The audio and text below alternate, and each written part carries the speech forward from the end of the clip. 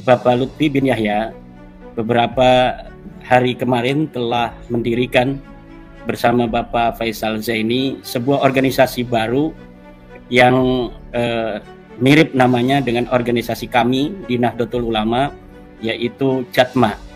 Kami dari Nahdlatul Ulama mempunyai organisasi tarekat namanya Jatman bin Nuni fi akhirih. Kemudian Bapak Lutfi bin Yahya memangkas identitas Nun itu, yang dimana Nun itu adalah merupakan identitas kami. Kami adalah Nahdliyah, kami mencintai Nahdliyah, kami berjalan di atas manhaj Nahdliyah. Dan beberapa hari yang lalu saya prihatin sekali, ada beberapa saudara-saudara kami yang mantan dari pengurus Nahdlatul Ulama yang begitu tega menyakiti hati kami dengan memangkas identitas nama kami di akhir nama Jatman, kemudian merubahnya menjadi Jatma, Jam'iyah Ahli Tariqah Ahli Sunnah wal Jamaah, dan Nahdliyah identitas kami itu kemudian dipotong, disembelih. Yang lebih memprihatinkan adalah ketika seorang Bapak Faisal Zaini yang merupakan mantan dari Sekretaris Jenderal PBNU ikut serta di dalam upaya-upaya orang-orang yang luar biasa menyakiti kami dengan menghilangkan Nun di dalam Jatman itu, dan kami tidak tahu apa alasan mereka begitu tega mengkhianati daripada ulama-ulama Nahdlatul Ulama. Karena ketika sebuah organisasi yang keberadaan organisasi itu secara spesifik sudah ada di Nahdlatul Ulama, seperti Jam'iyah Ahli Tariqah Al-Mu'tabarah An-Nahdliyah, kemudian di saat yang sama ada organisasi yang sama di dalam perhatian, pokok perhatian yang sama, yaitu Tariqah, dan anggotanya juga adalah orang-orang yang sama, yaitu warga Nahdlatul Ulama pecinta Tariqah. Sungguh ini adalah merupakan organisasi dirar. Dulu di zaman Nabi ada yang namanya Masjid Dirar, masjid yang didirikan oleh orang-orang munafik untuk diraron wa kufron wa tafriqan bainal mu'minin, sebagai upaya memperlemah, membuat mudarat, upaya ingkar terhadap Rasulullah, kemudian tafriqan bainal mu'minin, memecah belah di antara orang-orang mukmin. Dan ini saya kira tidak terlalu jauh kalau kita mengatakan Jatma ini adalah sebagai jam'iyah dirar bagi Nahdlatul Ulama. Karena apa? Karena di dalamnya masih ada ciri-ciri Nahdlatul Ulama. Bintang 9 dia rampas di situ di dalam lambang. Kemudian tali dengan longgar, tali yang dengan ikatan longgar itu adalah ciri khas Nahdlatul Ulama. Yang tidak sama itu hanya na'lu, sendal itu yang ada di tengah-tengah, yang katanya sendal Rasulullah menurut kaum Balawi itu. Itu yang tidak sama, itu ciri-ciri Balawi itu. Di tengah-tengahnya itu ada sendal na'lu Rasulillah kata mereka. Cuma tidak tahu itu dari mana sejarah sendal Rasulullah semacam itu. Jadi di situ selain deklarasi Jamaah Ahli Thariqah Aswaja itu merupakan deklarasi sebuah organisasi, menurut saya adalah deklarasi final bahwa Bapak Lutfi itu keluar dari Nahdlatul Ulama. Sebelumnya kita dengar itu ada muridnya Bapak Lutfi bin Yahya yang katanya ngobrol berdua di dalam kamar, menyatakan bahwa Bapak Lutfi bin Yahya keluar dari Nahdlatul Ulama. Tetapi itu kan baru riwayat hadis ahad, satu orang yang menyampaikan. Tetapi ini adalah sebuah deklarasi yang dihadiri banyak orang. Ini mutawatir, tetapi tidak sharih, tidak jelas mengatakan secara lafzi bahwa dia keluar dari Nahdlatul Ulama.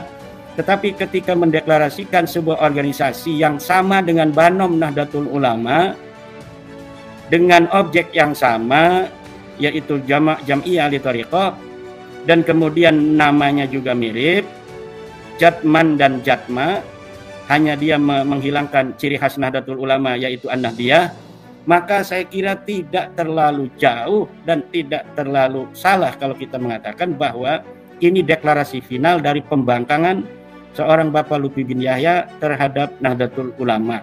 Ini adalah organisasi diroron wa kufron wa tafriqon bainal mu'minin. Ini dari sisi organisatoris. Kemudian dari sisi sejarah, yang orang bisa berpikir kenapa seorang Bapak Lutfi bin Yahya begitu tega dengan Bapak Faisal Zaini dan beberapa pengurus-pengurus yang dulunya menyatakan atau aktif di Nahdlatul Ulama, kemudian sekarang membuat sebuah organisasi thariqah yang masih ada ciri-ciri Nahdlatul Ulama di dalamnya, tetapi kemudian tidak mau membawa nama Nahdliyah. Saya kira ini adalah merupakan sebuah fenomena tasawuf yang terhempas dari jati diri ketasawufannya.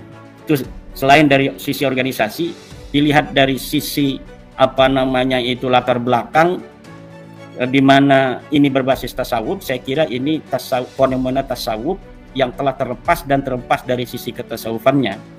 Selain orang juga bisa mengatakan bahwa ini ada luka hati dari Bapak Lutfi bin Yahya ketika uzila qahron, dibekukan secara paksa oleh pengurus besar Nahdlatul Ulama, di mana seharusnya organisasi Jatman di bawah pimpinan Bapak Lutfi bin Yahya ini berakhir tahun 2023. Kemudian dengan berbagai macam upaya, Bapak Lutfi bin Yahya masih ingin terus menjadi rais di Jatman. Kemudian unsur-unsur thariqah yang ada di Nahdlatul Ulama tidak menghendaki lagi, sehingga kemudian terjadi dualisme beberapa waktu. Ada Jatman versi PBNU, kemudian juga ada Jatman versi Bapak Habib Lutfi. Kemudian terkuak bahwa ternyata Jatman versi Bapak Habib Lutfi membuat sebuah akta notaris tersendiri yang sudah dibuat tahun 2019. Rupanya itu beliau sudah bersiap-siap ingin memisahkan itu dari jauh-jauh hari. Jadi apabila nanti PBNU sesuai dengan anggaran dasar harus menghentikan Bapak Lutfi bin Yahya sebagai Rais Am di Jatman, maka dia memang sudah bersiap-siap tidak ingin berhenti, yaitu dia telah mempersiapkan diri dengan akta notaris tersendiri, yaitu Patman. Namanya Patman, bukan Jatman.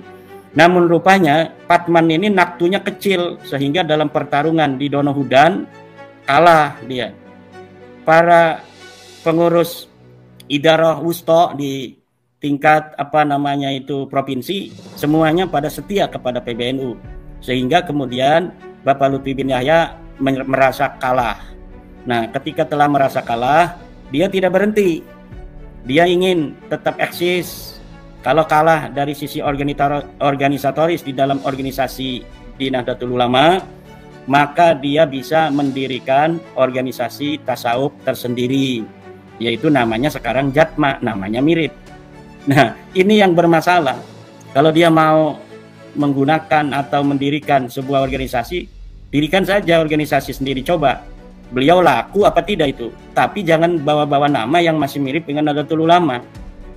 Karena apa? Karena organisasi tarekat di Jami'iyah Nahdlatul Ulama sudah ada. Kalau sudah ada di Nahdlatul Ulama, dalam genre yang sama dia mendirikan, berarti ingin saingan.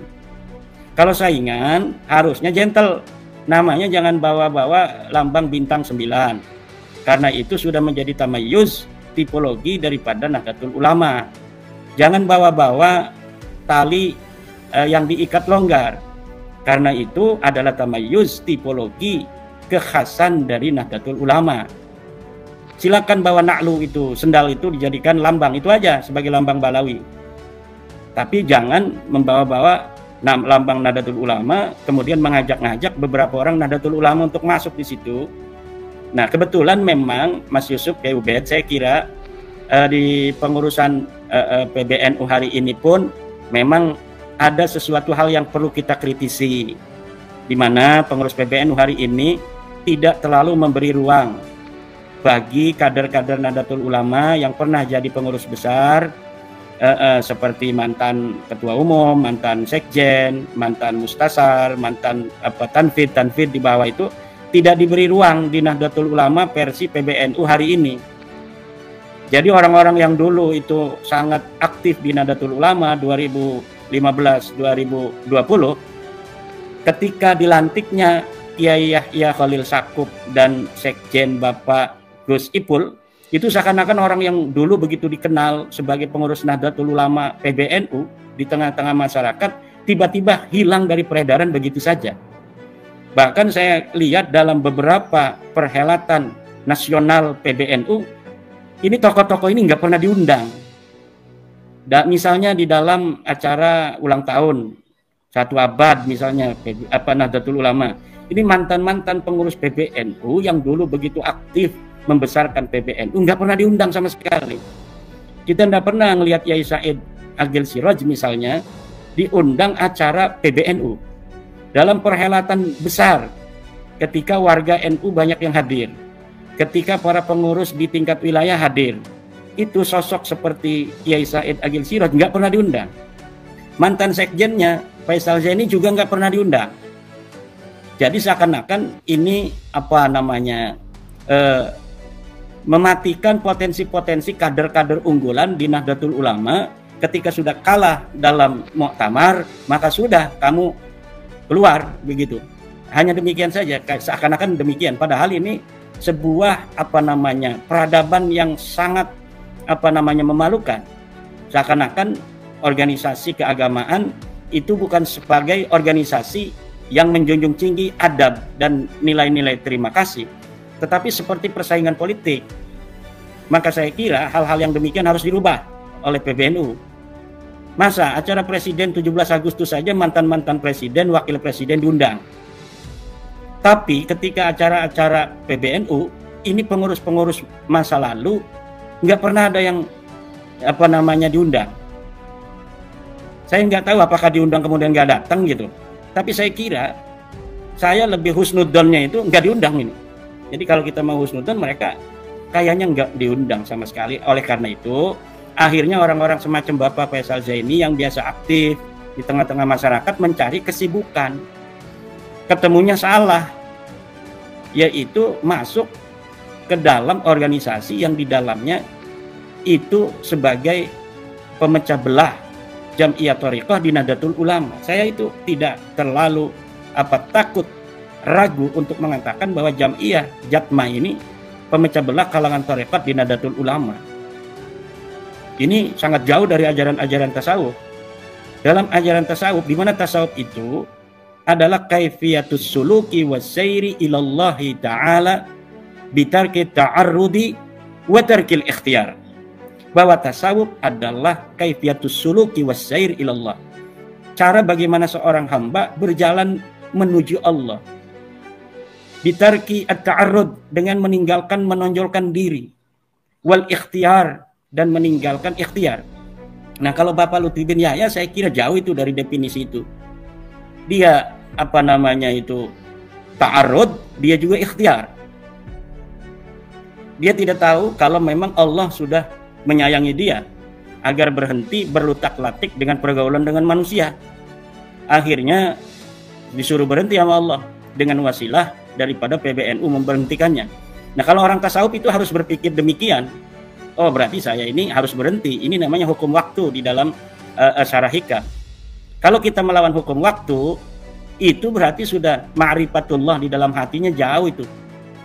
Iradatuka al-asbaba ma'a iqamatillahi iyyaka fit tajridi inhitatun 'anil himmatil 'aliyah.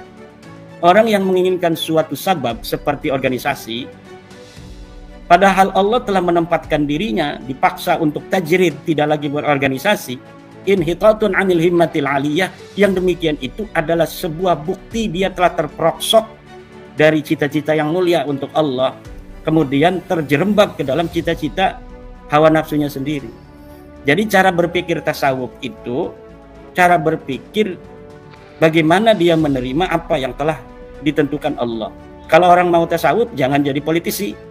Nggak pas itu kalau tasawuf dengan politisi. Tasawuf itu tarkul ikhtiyari wa ta'arrud. Dia meninggalkan ikhtiar, dia meninggalkan menonjolkan diri. Nah, ini deklarasi, kemudian upaya-upaya melawan itu sebelum adanya kongres Jatman di Donohudan, bahwa dia akan mengadakan kongres tandingan, muktamar tandingan. Nah itu sudah jauh tuh daripada ajaran-ajaran tasawuf. Ajaran tasawuf adalah ajaran tawakal, ajaran menerima ketentuan Allah, bagaimana beradaptasi dengan takdir Allah Subhanahu wa taala. Itu tasawuf hakiki, bukan tasawuf kemudian menonjolkan diri, bahkan memperlihatkan bahwa saya tidak kalah, bahwa saya bisa melawan kamu, bahwa kamu akan menyesal telah memecat saya, bahwa kamu akan menyesal menjauhkan saya dari Jatman. Nanti lihat, ini siapa yang akan diikuti oleh umat, apakah Jatman PBNU, apakah Jatma kami. Itu kita tidak salah untuk membaca demikian. Itu bukan seorang sufi, itu bukan seorang sufi, itu orang yang dirasuki oleh hawa nafsu. Dan ini saya melihatnya udah dari jauh. Ketika habis Muktamar Lampung, beliau kan ingin jadi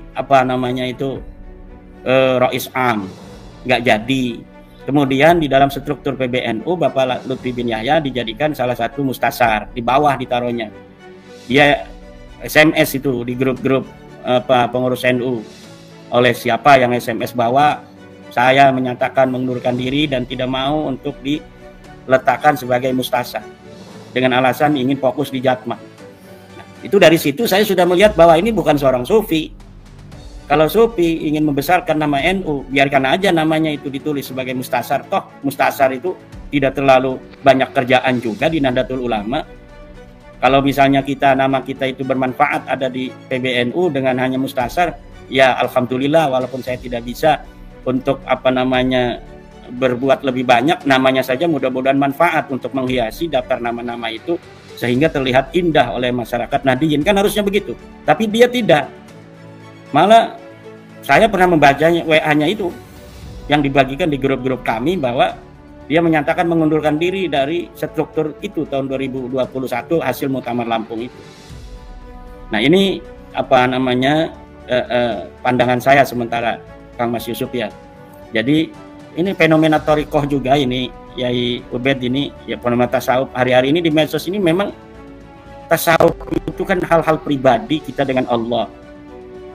Kemudian ada sebuah media untuk lebih terarah cara kita dalam menempuh jalan Allah, yaitu thariqah. Nah sekarang ini yang ada di medsos, orang-orang yang bukan orang pesantren banyak yang ngomong-ngomong tasawuf, banyak yang ngomong-ngomong thariqah. Muncul fenomena Ustadz Raji Hasin yang tasawufnya ngacak, itu nggak sesuai dengan ajaran tasawuf pesantren itu. Ada Ismur Ruh segala macam, ada Qutbul Gawas Imam Mahdi, itu tasawuf yang tidak sesuai dengan tasawuf Nahdlatul Ulama. Tasawuf Nahdlatul Ulama adalah tasawuf yang muqayyadun bil Qur'ani was sunnah. Tasawuf yang diikat dengan Al-Quran dan Sunnah, bukan tasawuf model Ustadz Raji Hasin. Itu tasawuf apa model begitu? Itu nggak ada dalam ajaran Nahdlatul Ulama, dan orang-orang NU jangan ikut-ikut itu. Tasawuf model begitu nanti sesat itu.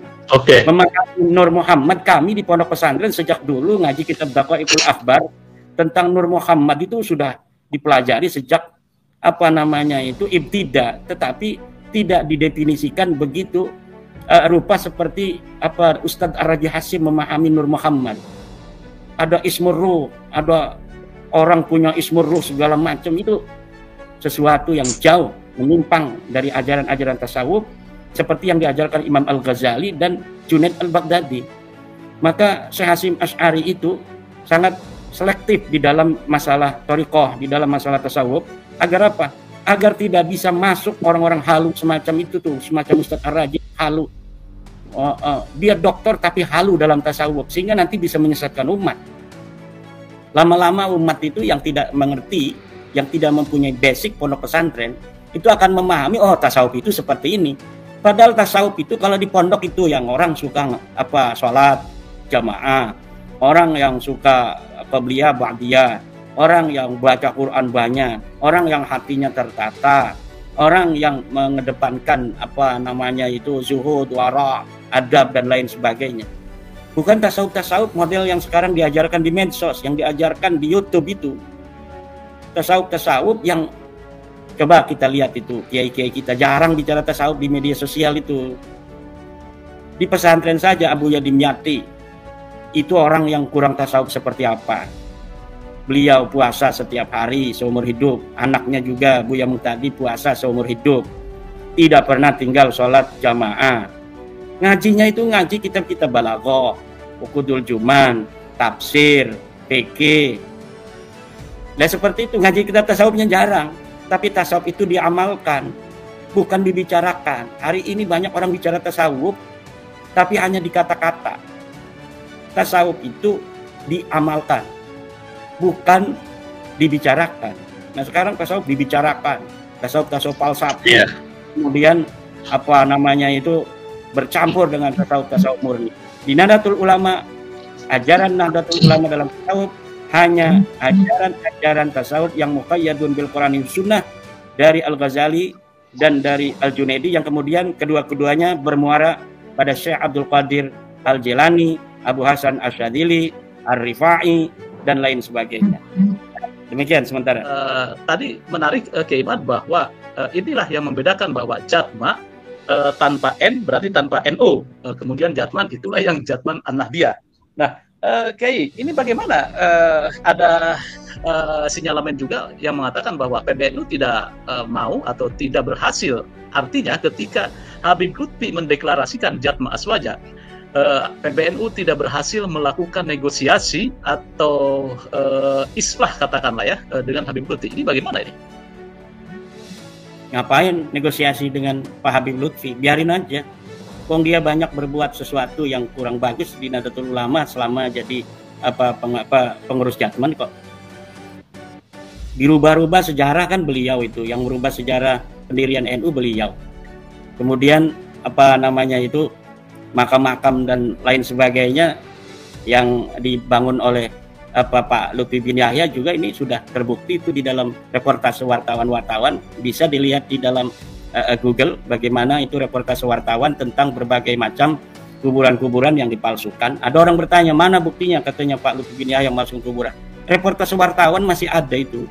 Kuburan di Kaliwungu, kuburan di Semarang, Depok, kuburan di Mates, kuburan di Comal, dan lain sebagainya.